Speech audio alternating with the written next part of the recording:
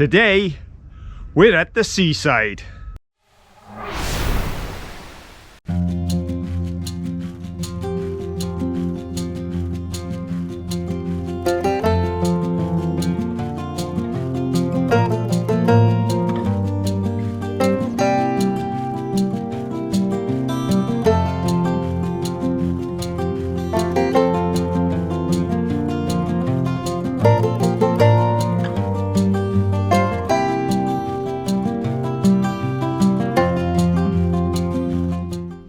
Hi there everyone, we're down on the beach.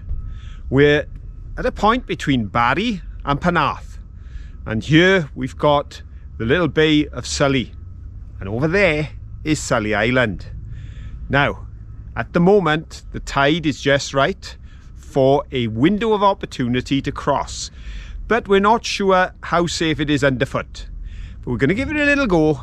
And today we can't guarantee that we're going to find treasure, even though there were pirates in these parts for centuries. But I think we can guarantee a beautiful view. Look at that.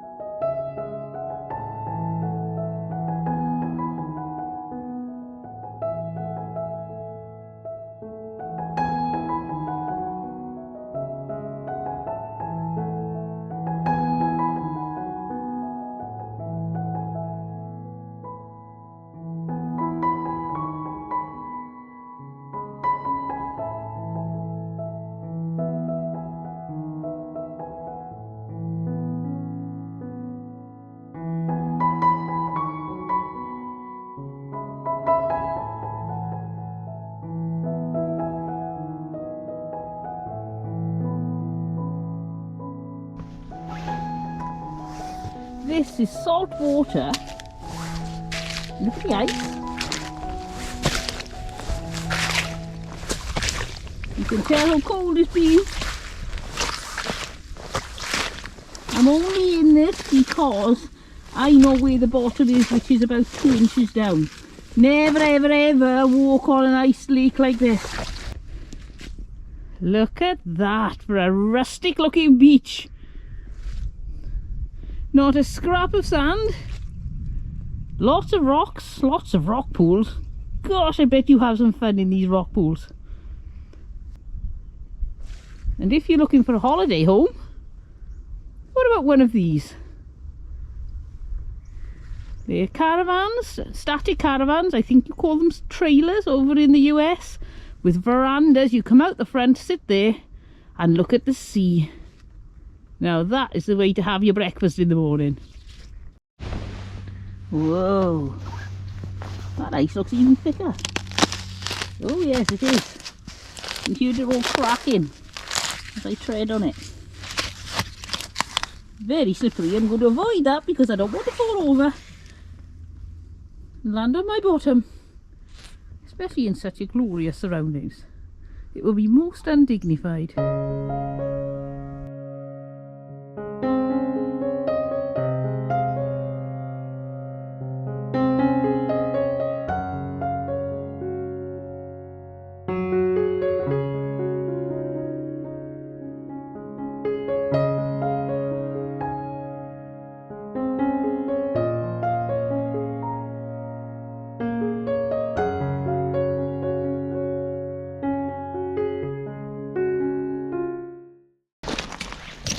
Oh, look what Phil's found. Here, I've got a bonus for you. Bit of sea crabs. There you go.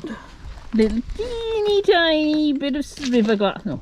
Today we're not only in a beautiful place, as I mentioned, with beautiful views and lots of history, but whilst Sue is camera shy, this gentleman, Hello, Mr. Steve Ferry, is not shy. In fact, Steve is already working on starting a YouTube channel of his own. That's right, I've got my own channel. What's it going to be about, Steve? It's going to be mainly about cities, hidden rivers, A Excellent. little bit of old railways, historic railways. Oh, nice. Mainly South Wales, but all over the place. I'll be down in Cornwall looking at the Westlow Valley and St Clair, Minions. Look at the old tin and copper mines and the Liscard-Cowden Railway. Oh, well, it certainly sounds interesting, and I happen to know from a conversation I had a moment ago with Steve that his first video may involve him going down a culvert. So I did tell him, make sure he gets It's only a short one. It's only a short culvert, there we go. Underneath, there's a complement of the Nantwet and the Rothbrook there somewhere. Oh, that's lovely. And as soon as Steve's got his channel up, we'll put the link in for everybody in our community, so you'll be able to check him out and see what he's up to. Well, we'd better get on with making this video because we've got an island to visit. Okay then. Great. You can see this is really unsteady underfoot and it's so slippery. So it's going to take us twice as long as usual to get out that distance. Well, probably a lot longer than that. But we're going to make an attempt at it, and as you can see, very precarious. If any of you are coming with us, just be very careful. If you've got your stiletto heels on, I advise you to take them off and put something more sensible on your feet. Right, onwards and upwards. Well, folks, we've come a fair way. I'd say we are 3/4 of the distance, because looking back over there, our friends that we've just had a coffee with are often in the chat and watching the videos. Steve and Sue, we've had a lovely time with them. Well, we can hardly see them now. They're just dots in the distance. But the shipwreck that's this way is starting to come into view. So as I promised, there's history in the making just ahead. And Steve and Sue are sort of there-ish, I think. I don't know if you can see them. We'll give them a wave, but I don't think they can see us waving. Oh yes, they might think we're getting a wave. There we go. That's what Sue and Steve look like in the distance. And now, onto the island. Well, it was quite a walk, but we've made it. And I really believe it was worthwhile. I hope you do too, as we show you this shipwreck.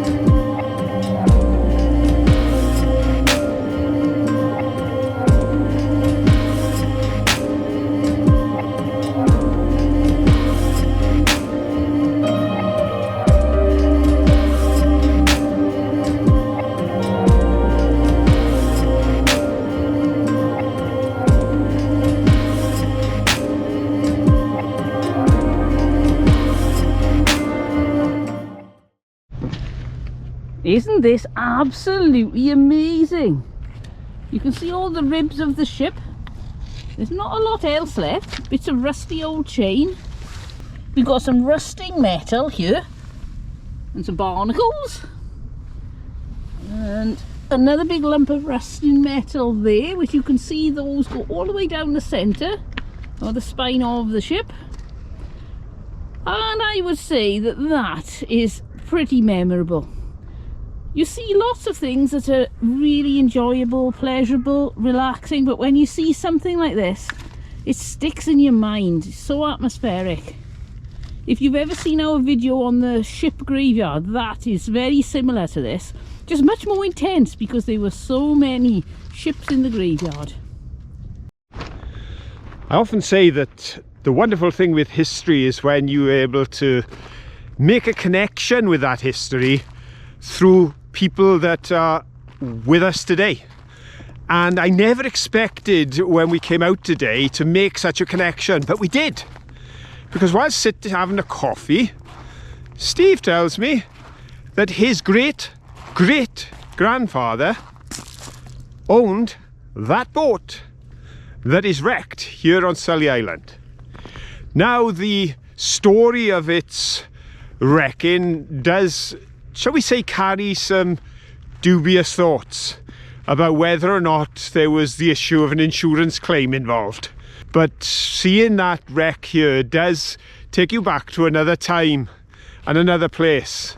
And sitting with Steve and Sue enjoying that coffee before we came out here, it certainly brought it alive when I realised that it was his great-great-grandfather that was on the boat that night when it went down. But of course, there is so much history here. Here on this island, it is famous for what is known as the Danish fort. The island's only 450 metres long. But it's always been of interest to people. And we're talking way back, because although it's called the Danish fort, and although it was used by the Romans around AD 70 during their conquest of Wales, its history goes back to about 800 BC. We're talking Iron Age. So it really does have not only a great deal of history, but it goes over a great deal of time. And the island today holds scheduled monument status because of the fort that's here. And it's also been designated as a place of specific scientific interest. So for such a small island just off the edge of Wales, it certainly has a great deal to offer. But it also has notoriety, because part of the history of this island is the history of piracy.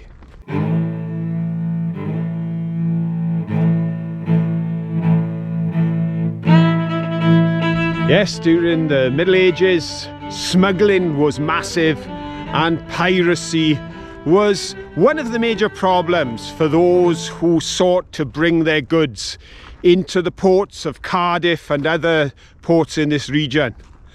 And it was during the 13th century that a man set up base here. This was his favourite spot for issuing his orders and taking his fleet to attack the ships around this area. His name was Alfred de Marisco, believed to have come with the Norman invaders. A man of, shall we say, ill repute. A knight who earned himself such a reputation that he had his lands seized.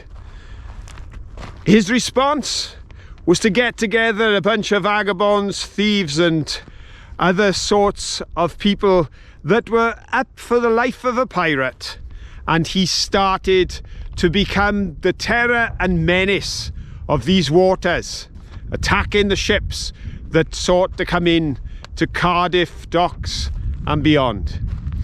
He really had an impact, and he gained such notoriety as he was known locally as the Nighthawk. And it is believed by many that it was the Nighthawk that you can trace back the skull and crossbones to, because on his mainsail of his ship he used the skull of a hawk as his symbol to intimidate those that he gave chase to and that he plundered as a pirate. However, his end was not a glorious one, because that reign of terror ended in 1242. When he was captured, he was tried as a traitor, and then he was hung for his crimes. Yet, even today, 800 years on, we're still telling tales of the Nighthawk and the time he spent here at Sully Island, and from which he reigned his terror over those that dared to sail this stretch of water. And when he was gone, piracy was not over, and neither was smuggling, which is why just by the causeway, there's a little rise that's known as Gallows Hill.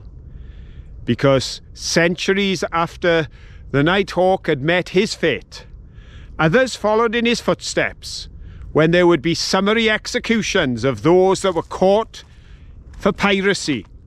They would be caught today and they were hung the following morning. Well, not so much piracy going on today, but it's still a beautiful place to be. And I hope you're enjoying being here with us as much as we're enjoying this beautiful location and all of its amazing history.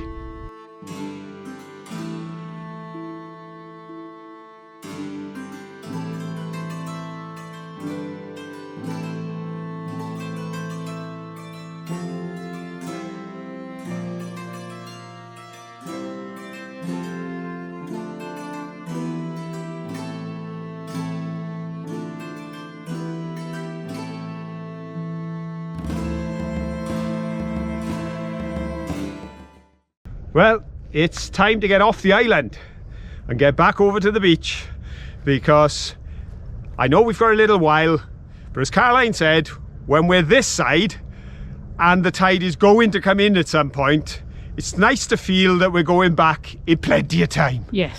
So whatever you do, folks, always check your tide times and always take care. Well, we're doing well. I'm sure we're going to get there soon. But as we finish this last piece of the trek, why don't you pop over now to HQ, because we would love to share some Christmas craft with you as part of our celebrations together of the Christmas season that's almost upon us. Come on, let's see what's being made over at the studio. Well, hi everyone, and it's great to have you over here at the studio and at Johnson's HQ, where things are happening. We're getting ready for the show on Saturday night, our Christmas Eve special. As you can see, the tree is going up. Manky's having a wonderful time up there, ably assisted by his new friend Chimp. And there's going to be lots of fun to have here on the show tomorrow night. But at the moment, what I want to share with you is a beautiful piece of craft. Absolutely stunning. I was so impressed by this when Caroline did it. As you know, we often find lots of different things. We find beautiful pipes which really make us very happy. You know how Caroline gets excited just with pipe stems. And of course we find bottles, a number of which are on the shelf, and when you're down the shed with me, they're all around me. For me, a beautiful bottle can be melted and misshapen. I find beauty in that. Caroline, well, she loves bottles such as the Eiffel Tower little bottles. She always loves finding those. Today, there haven't been the finds that we usually bring on a video. But I tell you what, we have no regrets for our trip to Sully. Sue and Steve were absolutely lovely people. We had a fantastic time with them. And to be able to share the history that was linked to Steve's family was brilliant. But now, I want to show you what Caroline did with a bottle. And I think you're going to be impressed, because I certainly was.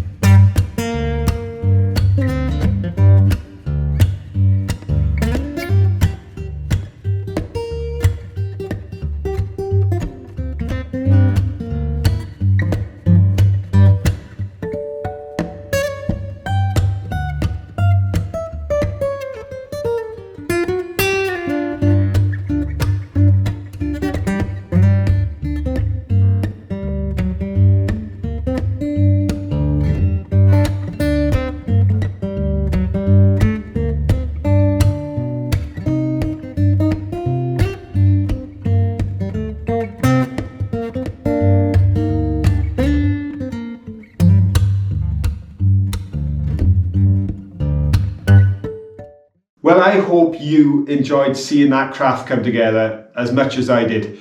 We've got that piece decorating as part of our Christmas decorations up in the lounge. And there will be more Christmas decorations, I'm sure, going on the shelves before we broadcast our live show tomorrow night at 9 o'clock.